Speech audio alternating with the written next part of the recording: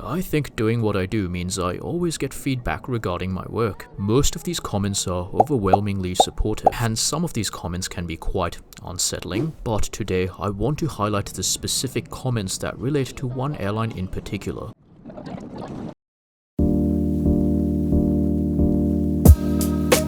Now, Singapore Airlines gets more attention on my channel than any other airline, and I'm yet to quite crack the code as to why this is the case. But truth be told, when it comes to SIA, we're generally of the consensus that this is one of the best economy class products there is, or at least that's what I thought.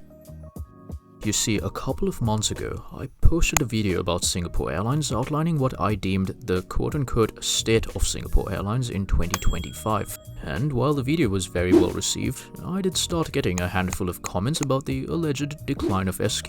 Come again? What's this nonsense? So today, I'm going to put together an objective analysis of whether or not this is the case and where I think some of these allegations stem from. We're going to be flying from Singapore to Sydney today and find out, is SQ lacking or is it still the same fantastic product we've all come to know and love? So smash that subscribe button and let's get on with it.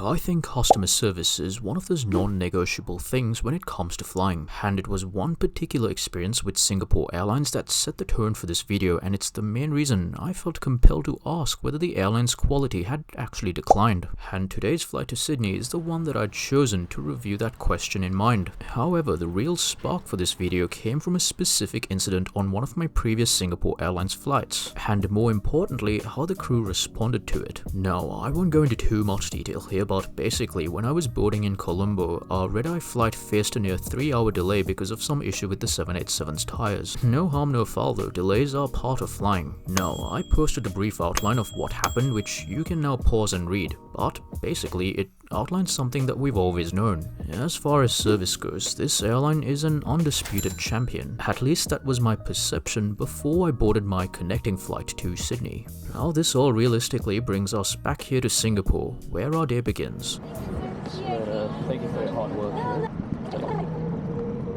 See you again. Take care. Bye-bye.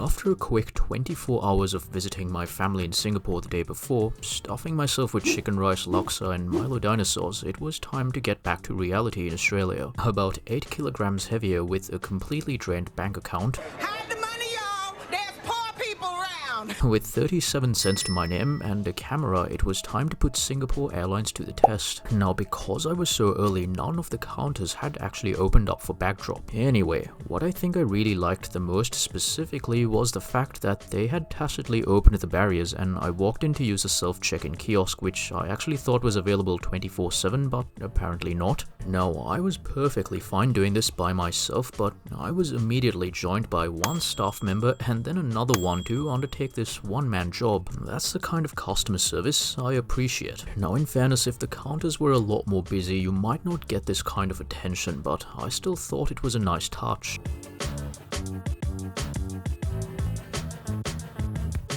I actually want to go to the street food vendor stall, but at 4 o'clock in the morning, I highly doubt it's going to be open. I think that's wishful thinking. Now, Singapore Airlines is not only one of the most successful brands globally, but it's also loved and admired not just by Singaporeans, but many aviation enthusiasts like yours truly. So where exactly does this allegation of the apparent decline of Singapore Airlines come from? Well, in order for me to investigate this, I had to consider the broader experience of the public and also what we know about the airline for me to try and make sense of where I think this all stems from.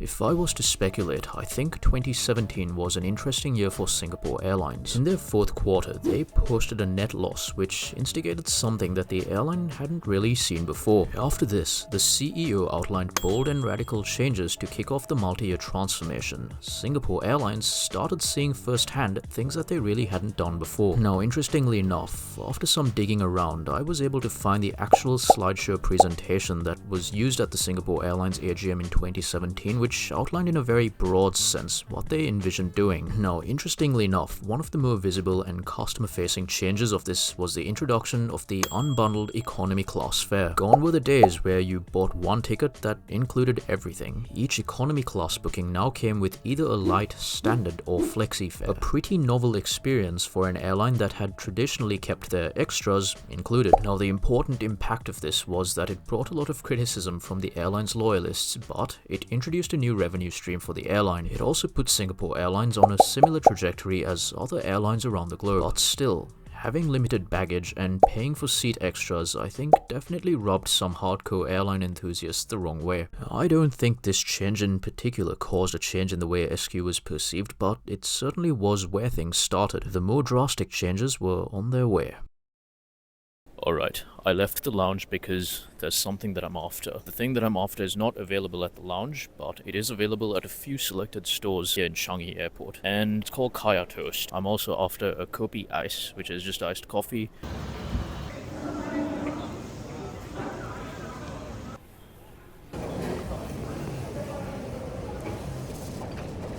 Not a food channel, by the way, just have to say that Singapore is dangerous territory for me. The amount of food that I shamelessly gobble down is diabolical. That was diabolical. Anyway, with the changes from 2017 in full swing, Singapore Airlines was producing impressive financial statements proving that these changes actually worked. And yes, I acknowledge that these changes might have infuriated some people, but remember, this is a business. I'm not defending Singapore Airlines for splitting their economy class fares, but I'm saying that the airline did what it needed to do and produced the results that it needed. After all, this was a form of price discrimination in some way. Not gonna lie, Mum's gonna be so proud of me putting my finance degree to good use if she even watches this. Now, things weren't always happy-go-lucky after the minor crisis aversion from 2017, but we'll get to some of the bigger issues that passengers have with Singapore Airlines. Issues that subsequently led to the allegations of the apparent decline of Singapore Airlines.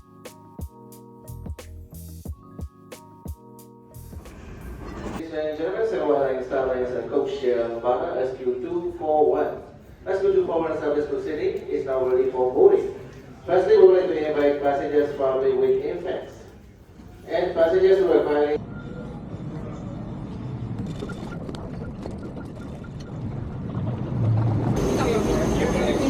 Immigration. Yeah, we'll come around only after when the thank you. Okay, will be across into the right, sir.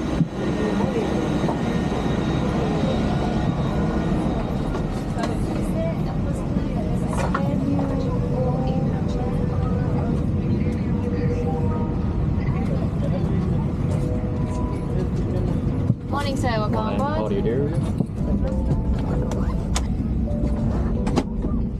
This morning's flight to Sydney is operated by the Singapore Airlines A350. Now, depending on where you're flying to, I think Singapore Airlines uses 3 different types of A350s. Now, it also serves as the airline's powerhouse, including routes that are served by a mixed fleet. And let's be honest, it's newer, sleek, and a lot more comfortable than the old A330-300s that got axed during COVID, and some of their workhorse 777-300ERs, which I'm not overtly fond of, but you can still find them on a few Australian routes. Now, it was actually by sheer luck and nothing else that I secured the seat that I have today, which happens to have extra legroom. And also, despite a full flight, I somehow managed to score a spare seat next to me. Now, in addition to the common furnishing on your seat, you're also given a hot towel, something that really puts Singapore Airlines in a league of its own. To date, from all the airlines that I've flown, SQ is the only airline that makes this provision in economy class. Beneath your seat, you also get a charging port, which was useful for me to keep my multiple devices connected. The crew had the usual politeness about them, a little bit more on the reserved end, but still very friendly. Now, I asked one of the flight stewardesses if I could film, and she said, "Hang on, I'll go check with my supervisor." She came back a couple of minutes later with a smile and this sign.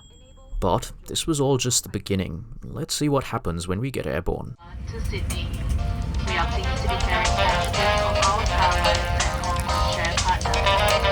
All electronic devices must now be booted.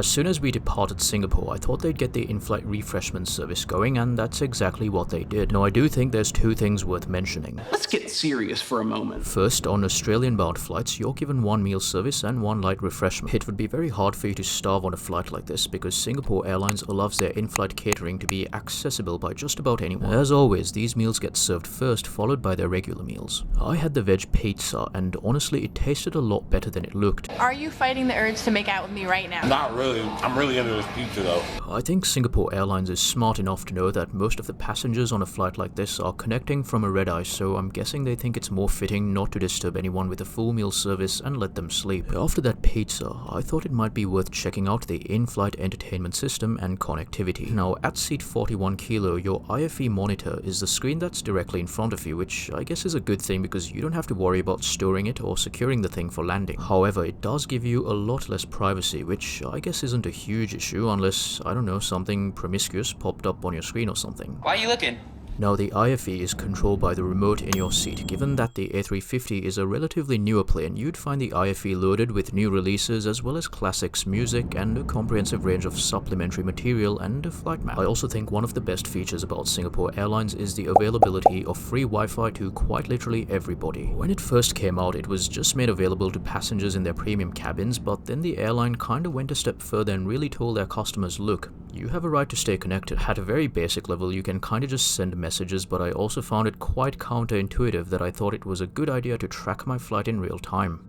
Now, I think some of the more drastic changes that affected Singapore Airlines today was everything that the airline was put through during COVID. Not only was this one of the most devastating times in our personal lives, but the aviation industry copped it pretty badly. Obviously, in a very general sense, the airline followed the same grounding as every other airline around the world, but the airline did take some pretty forward-thinking approaches to ensuring that it didn't go under. And I think this is where financial literacy and good management really take the stage here. So what they essentially did was they sold 7 A350s and 4 787s to lessors and then immediately leased them back, generating over $2 billion in liquidity. Singapore Airlines was able to maintain the flexibility that was associated with using their aircraft but also keeping its balance sheet in check. They also capitalized on their cargo services to keep the revenue streams intact and salvage what they could. And on that topic, how does Singapore Airlines keep their planes clean in 2025? Well, the crew I think did their best to keep the labs clean, and I also like the fact that they stock it with a lot of useful amenities. Actually, way back then, Singapore Airlines used to offer its economy customers an amenities kit which hasn't really been available as of late. Now, I have managed to score 2 business class amenity kits on 2 of my flights in the recent past. One of them was given to me as an apology because my tray table was dirty, and the other was gifted to me by a cabin supervisor as a thank you for the chocolates that I gave them. I still think you can get economy class amenity kits, but they might be available on request, so this is something that is probably worth asking for. The worst that they can say is no. Now, there is some rather exciting news on the Singapore Airlines front, with the airline investing a bunch of money into a cabin retrofit program valued at 1.1 billion Singapore dollars. This includes a full cabin upgrade across their entire product, due to be rolled out from the second quarter of 2026. Now, I don't really know the specifics of the upgrade, but I can tell you that 41 of their birds will be getting refitted. And I think this is something we can definitely look forward to, but it also shows us where Singapore Airlines is investing those record profits they keep posting. In terms of customer service, I think this is one of the more critical insights that put a lot of airlines under scrutiny, and Singapore Airlines is no exception here. Generally speaking, I think the service is not only top-notch, but I think this is where Singapore Airlines really has a unique edge over other airlines like Qantas, and I think it's one of the airline's key assets. What's good for me? Now, the issue here is that when COVID happened, about 2,400 staff were let go from the company. So when travel returned back to normal, the airline had to essentially bulk train multiple batches of cabin crew and deploy them on flights. And honestly, I think a lot of the newer crew especially are really quite friendly and easy to talk to. Now, my coffee order for this flight was forgotten by one of the flight attendants, so when I reminded another one, she brought it to me while the aircraft was about minutes away from descending. Noticing that the seatbelt sign was on, she said, "Don't rush, just enjoy your coffee, we've got plenty of time, don't burn yourself." Now, you might think, look, these are blatantly obvious things, but to me it was more about how much she cared about what she was doing.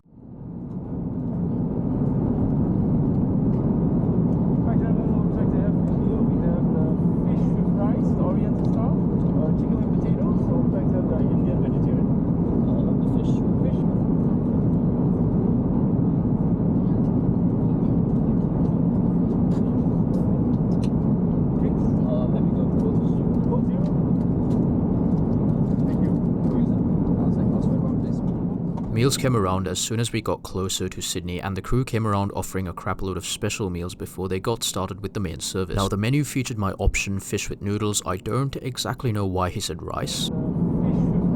I'm assuming it's because the menu said rice vermicelli. The fish had a Cantonese style preparation to it, and honestly it tasted delicious. Now one thing Singapore Airlines has scrapped is the availability of paper menus in economy class. I think this was another thing that definitely infuriated travelers, because paper menus in economy class was almost a very quintessential Singapore Airlines experience. No harm, no foul. I think there's actually a better and more practical way to access your menu. So what you want to do is go online before your flight and type in your flight number, select your cabin class and date of travel, and you can access the entire meal and beverage list from your flight. Now the entree and the dessert were also really good on this flight, so all smiles for catering.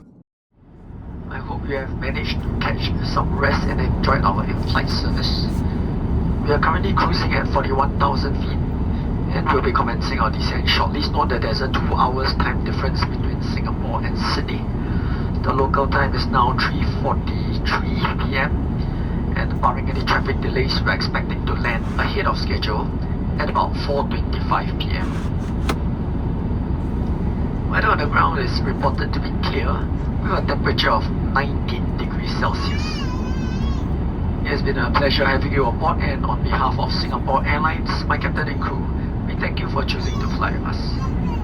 Cabin crew appreciate your hard work, and please prepare the aircraft for arrival. Now, as we come to an end, I'm going to address the comments and broader allegations as to whether Singapore Airlines has actually declined. Considering my flight experience today, the answer is a resounding no. Now, while I can't comment on somebody else's experience, which is equally valid as mine, I can say that if I consider everything, I find it very hard to fault the airline. Sure, there might be a few slip-ups every now and then, but let's look at the facts. They operate a very young fleet, and they're refurbishing this fleet to improve it further. Wi-Fi is provided to you at no charge. Meals are complimentary and usually of a very high standard. With split fares across the cabins, the fares are actually very competitive. In fact, this round trip was purchased for under 1,000 Australian a month before I flew, and I think all of this really speaks volumes as to where the airline stands today. Is the airline absolutely and categorically flawless? Absolutely not. Now, I've talked about this in the past, but I've been to hell and back with their call centers. Now, this doesn't take away from the fact that I think the economy class product is a darn good product, and the people who work for this airline work tirelessly and around the clock to put it up to a high standard. So, that leaves us to the million-dollar question. Will I come back to Singapore Airlines? The answer? Honestly, I can't wait for the day that I do. I love flying Singapore Airlines, and I think everybody should experience it once in their lifetime. Now, before I leave you, I'd like to say that you've taken time out of your day to watch my content, and I can't thank you enough. By watching my videos, you help push things along further. You can also subscribe for absolutely free of charge down below, and hit the bell button icon so you never miss another upload. Thanks for sticking around. I'll see you all very soon. Have a pleasant evening, and safe travels wherever you're headed to.